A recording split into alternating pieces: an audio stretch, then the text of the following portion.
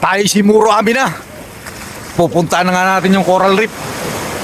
Pakainin na natin yung mga isda doon. Tara na!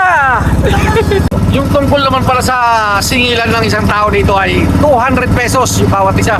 Yung pagka naman nito ay kayang lumulan ng 15 katao. Meron din naman silang mga panggamit tulad ng goggles at kung ano-ano pa. Ayun, simuro amin na! Tara na!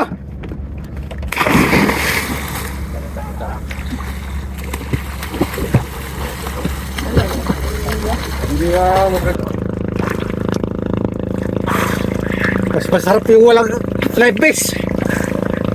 Di ba bigat?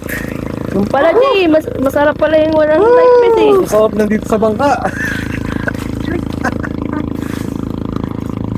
Kuha ka na walang life vest. Ano? Walang life vest. Patulog muna tayo.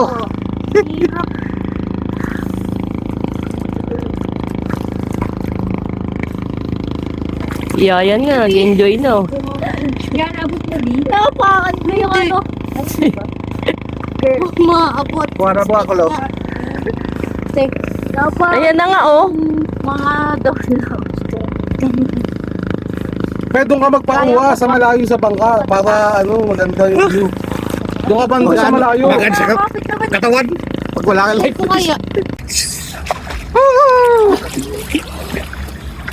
Ay, ganda ba? Ganda yung solo lang na ano. Sir, huwag masyado lalayo sir, baka punikatin sir.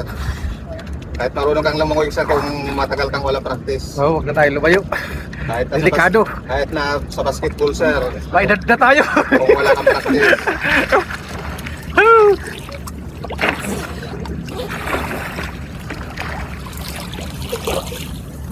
Yan ang mga hilig. Yan ang mga hilig sir na ano sir. Yung nagagawa mo ng bata na hindi mo na kayang gawin sa fitness mo. Yung mga mag-basketball, lalangoy. Pero kayo dito parang naglalakad na lang kayo.